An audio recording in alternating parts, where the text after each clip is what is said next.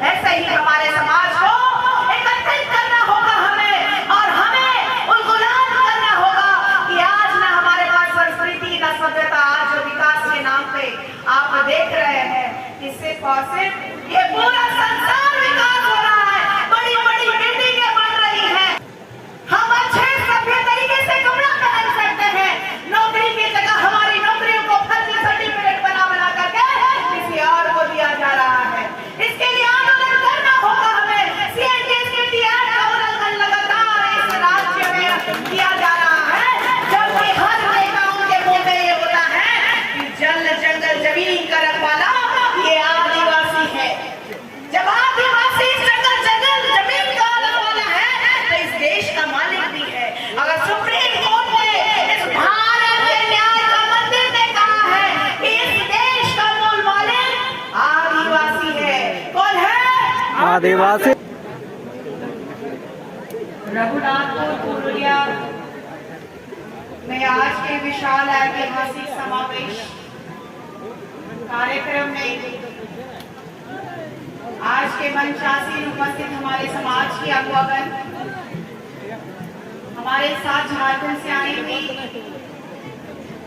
आदिवासी नेत्री बहन ज्योत्सना केरकट्टर जी,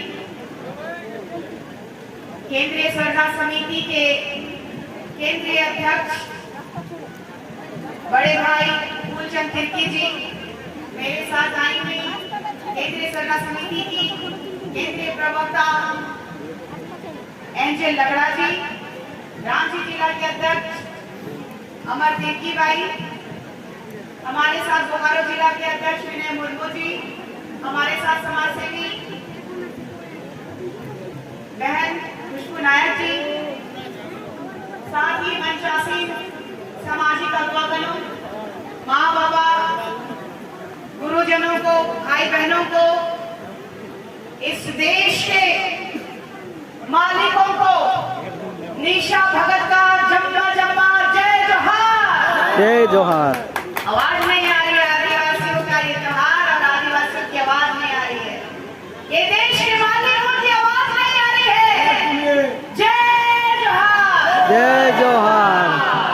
भगवान बिरसा मुंडा अमर रहे, अमर रहे, अमर रहे, सिद्धू कान्हू अमर रहे, अमर रहे, अमर रहे, सिद्धू कान्हू अमर रहे, अमर रहे, अमर रहे, नीलगा मांझी अमर रहे, अमर रहे, अमर रहे, बाबा कार्तिक उरांव अमर रहे, अमर रहे, अमर रहे।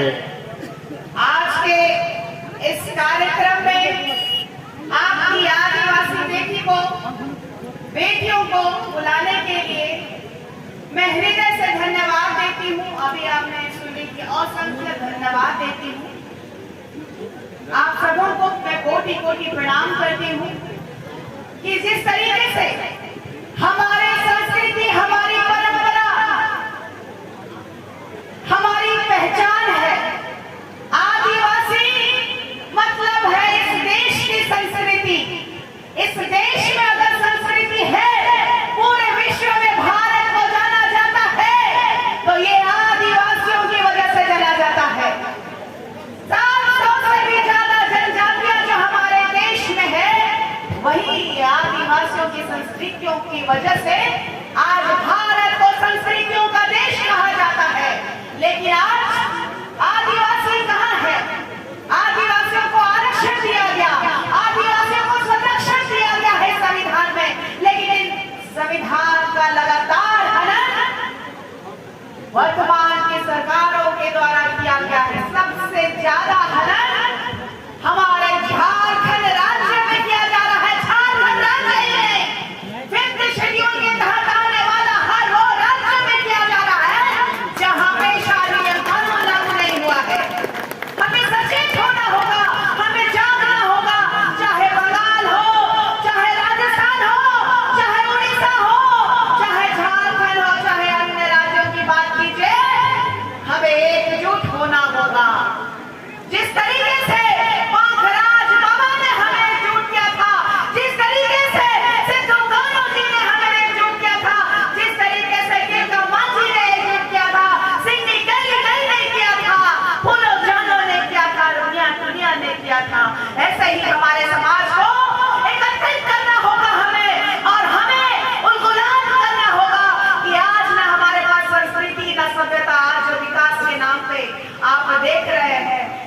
सिर्फ और सिर्फ ये पूरा संसार विकास हो रहा है, बड़ी बड़ी बिल्डिंगें बन रही हैं, बड़ा बड़ा उद्योग कारखाने स्थापित हो रहे हैं, लेकिन आदिवासी का विकास सिर्फ और सिर्फ कपड़ा पहनने में हुआ है। हम अच्छे सभ्य तरीके से कपड़ा पहन सकते हैं, नौकरी की जगह हमारी नौकरियों को फर्जी सर्टिफिकेट बना बना करके किसी और को दिया जा रहा है। इसके लिए आंदोलन करना होगा हमें। CNTS एक्ट का उल्लंघन लगातार इस राज्य में किया जा रहा है, जबकि हर नेताओं के मुंह में ये होता है कि जंगल जमीन का रखवाला ये आदिवासी है। जब आदिवासी जंगल जमीन का रखवाला है तो इस देश का मालिक भी है। अगर सुप्रीम कोर्ट ने इस भारत के न्याय का मंदिर ने कहा है कि इस देश का मूल मालिक आदिवासी है, कौन है? आदिवासी। कौन है? आदिवासी। देश को पता चलना चाहिए कि आज जो पुरुलिया में आह्वान किया गया है आदिवासियों के द्वारा, किसके द्वारा? आदिवासियों के द्वारा। आदिवासियों को पहचान की आवश्यकता नहीं है। एक भाई ने कहा आदिवासियों को पहचान की आवश्यकता नहीं है, लेकिन लोगों को हमें पहचानने की आवश्यकता है कि हम इस देश के मालिक हैं। लोग शायद नेता बन करके जनता के लिए, जनता के द्वारा चुने गए नेताओं को मैं आपके माध्यम से भी जिताना चाहती हूँ। और मैंने देखा कि हमारे संस्कृति, हमारे सभ्यता का खिलवाड़ करते करते आदिवासी में शामिल होने वाले लोगों को भी ममता दीदी ने कैसे जवाब दिया। मैंने देखा कि यहाँ पर झारखंड से आए हुए रंगवासी वालों को लोगों ने हल्के में ले लिया। अपना चेहरा चमकाने लोग आए थे झारखंड से, उसको घुटने में लाके खड़ा कर दिया दीदी ने। तो हमारे झारखंड राज्य में क्यों नहीं एक आदिवासी बेटा मुख्यमंत्री होते हुए, एक संथाल परगना का बेटा होते हुए आज हम अंतिम पायदान में क्यों है? हमें शिक्षा चाहिए, हमें रोजगार चाहिए, हमारे गांव में सड़कें बननी चाहिए, हमारे गांव में स्वास्थ्य व्यवस्था मिलना चाहिए कि नहीं चाहिए? चाहिए। अगर कहते हैं सभी नेता कि इस देश का प्रथम नागरिक और मालिक है, तो आज हमें क्यों लज्जित या बेइज्जत किया जाता है? क्यों? ये सवाल पूछती है केंद्र की सरकार से, राज्यों की सरकार से ये आदिवासी बेटी कि हमारे लोगों को ही क्यों नक्सल कहा जाता है, हमारे लोगों की ही हत्याएं क्यों की जाती है? कभी भी इस पूरे भारत सरकार के पास जवाब मांगा जाए ना कि बताओ कि इस देश में आदिवासियों को कितने लोगों की आपने नक्सल बोलकर हत्या की है, और मांगा जाए ना गोलियों का हिसाब, तो आधा से ज्यादा सिर्फ और सिर्फ फर्जी इनकाउंटर मिलेंगे। फर्जी इनकाउंटर में मारा इसलिए जाता है क्योंकि हमारे क्षेत्रों का विकास न कर सके। आज दुर्भाग्य का विषय है कि आज लोग चांद में चले गए, आज लोग AI देख रहे हैं, वीडियो बना रहे हैं, मोबाइल देख रहे हैं, लेकिन आदिवासी समुदाय के लोग जानते थे कि आदिवासी जंगल में रहते हैं, पत्ता पहनते हैं। मैं इधर ही होटल मैनेजमेंट दुर्गापुर में कर रही थी, मुझे बेंच में खड़े होकर कहते थे वो झिंगलाला हो, ये तो आदिवासी है, पत्ता पहनने वाली, आप पता नहीं पहन रहे हो? तो क्या अधिकार आप लोगों को सिर्फ है विकास करने का? क्या आदिवासियों को विकास करने का हक और अधिकार नहीं है क्या? ये संविधान सिर्फ और सिर्फ क्या हिंदू, मुस्लिम, सिख, ईसाइयों के लिए बना है क्या? दुर्भाग्य का विषय है जब भी बारी आती है आदिवासियों की, तो ये कहा जाता है कि आदिवासी देश का मालिक है, लेकिन हिंदू, मुस्लिम, सिख, ईसाई भाई भाई का मतलब किसका है? किसका है? ये चिंता का विषय है। इस संविधान में कहा जाता है कि हम लोगों के लिए विशेष अधिकार दिए गए हैं, कानून दिए गए हैं। न्याय के मंदिर में हमारे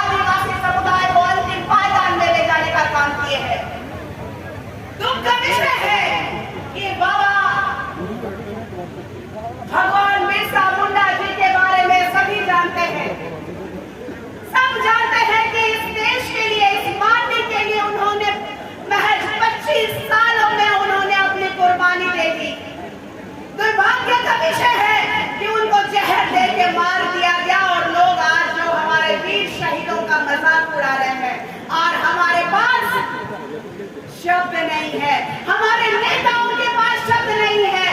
आदिवासी नेताओं की बात कर रही हूं मैं। आदिवासी नेता जनता के द्वारा, जनता के लिए चुने गए लोग, आज जो अपना ईमान बेच करके हमारा खून पसीने का मेहनत किया हुआ हमारे पूर्वजों का ये जमीन को भी दलाली के तौर पे बेचने का काम लगातार कर रहे हैं। मुझे दुख है इस बात का कि आज भी हम लोग जे नाची से बाची तक रह गए हैं। क्या सिर्फ नाचते रहेगा आदिवासी समुदाय? आप मुझे बताइए, क्या आप सिर्फ नाचते रहेंगे कि कभी क्रांति भी करेंगे अपने बच्चों के लिए? कौन करेगा सवाल? कौन उठाएगा ये सवाल? आप उठाएंगे क्या? एक महिला हूँ, मुझे बोला जाता है कि इतना बोलने वाली आदिवासी महिला तो नहीं हो सकती है। मैंने कहा इतिहास उठा के देख लो हम आदिवासियों का। न मुगलों से डरा है आदिवासी, न ही अंग्रेजों से डरा है आदिवासी, न ही कोई ऐसे देश पे आंख उठाने वाले आतंकवादियों से डरा है आदिवासी। हर जगह आदिवासी है, हर समय आदिवासी ही मिलेंगे फ्रंट लाइन पे आपको।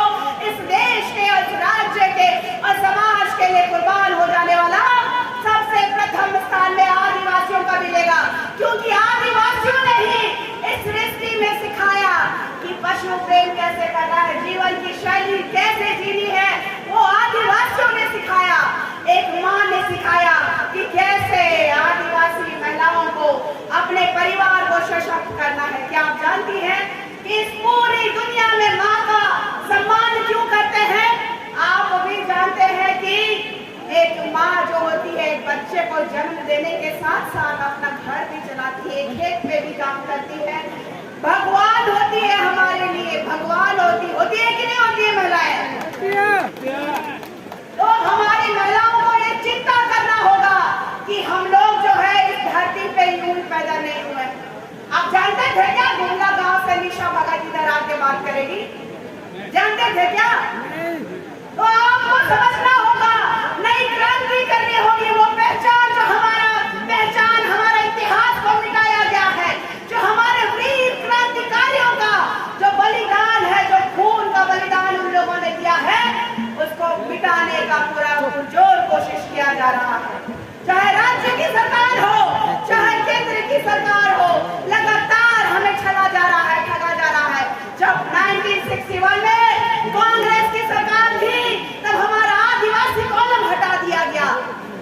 आदिवासी कॉलम हटाने के बाद लुकुर कमेटी के द्वारा कई लोग हमारे आदिवासी समुदाय में आए, और उसके बाद अब ये माहौल हो चुका है इस झारखंड राज्य ही नहीं, पूरे भारत देश में, कि बाबा भीमराव अम्बेडकर साहब ने अनुच्छेद 341 में एससी समुदाय के लिए एक विशेष अनुच्छेद लिखा है कि जो भी धर्मांतरण करेगा आदिवासी एससी समुदाय से, ईसाई या मुसलमान बन जाएगा, उसको आरक्षण नहीं मिलेगा। तो ये भेदभाव क्यों किया गया कि अनुच्छेद 342 में आदिवासियों के लिए ऐसी चीजें लिखी गई कि कोई भी आमी में गजरा बुराई आएगा और आदिवासियों का आरक्षण लेके जाएगा। सबसे ज्यादा इस देश में कांग्रेस ने शासन किया और सबसे ज्यादा शोषण हमारे देश में आदिवासियों को कांग्रेस ने किया है। दुर्भाग्य का विषय है कि केंद्र में बैठी हुई बीजेपी की सरकार कहती है, नरेंद्र मोदी जी दिल्ली में बैठ करके कहते हैं, लाल किला से संबोधित करते हैं, आदिवासियों का धर्मांतरण रोकना होगा। बाबा पंखराज ने अपने सत्ता काल में रहते हुए 348 सांसदों को उन्होंने अपने पक्ष में किया था। उन्होंने तभी कहा था कि अगर आदिवासी मेरे बच्चों का अगर हक को कोई छीन रहा है तो धर्मांतरित लोग छीन रहा है।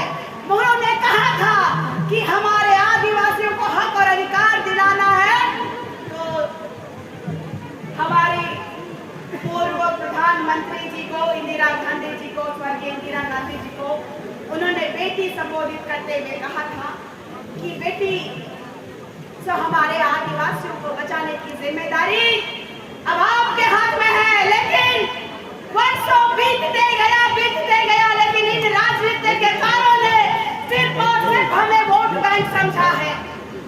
हमें सिर्फ और सिर्फ चाहते हैं कि हम किस तरीके से इनके वोट से जीत सके। हमारी संस्कृति को मटियामेट किया जा रहा है, हमारी परंपरा के साथ खिलवाड़ किया जा रहा है। कभी कहाँ कोई नेता को ऊपर भाले ले जाता है हम लोग का साड़ी पहन के, तो कभी कोई नेता पोस्टर फोटो में हम लोग दिखाई देते हैं। दिखते हैं कि नहीं दिखते? दुर्भाग्य का विषय है कि आज आदिवासी समुदाय के अगुवाओं के द्वारा ही हमें छला गया है, ठगा गया है और हमें दिग्भ्रमित किया गया है। हमारे दिल में इतनी आग है कि आज के समय में कोई भी राजनेता नेता जो है ये बात कर रहा है निशा भगत को फंडिंग कौन कर रहा है। निशा भगत को बोलने के लिए किसने कहा है? ये मेरी अंतरात्मा कहती है, क्योंकि हमने अपने लोगों को लड़ते हुए देखा है। मेरे पिता को भी आदिवासी समुदाय के लिए अपना जीवन को न्यौछावर करते हुए देखा। हम भी कर सकते थे अच्छी नौकरी, हम भी कर सकते थे 1 लाख रुपया का पैकेज वाला नौकरी, लेकिन समाज को कौन बचाएगा? समाज में जितने लोग नौकरी पेशा में चले गए हैं उनको तो ऐसा लगता है जैसे हम लोग छुआछूत मना रहे हैं। हमें वो लोग कहते हैं कि भाई हम लोग थोड़ा सा बड़ा लेवल होता है क्या? ब्रांड है, ब्रांड आदिवासी क्या है? ब्रांड है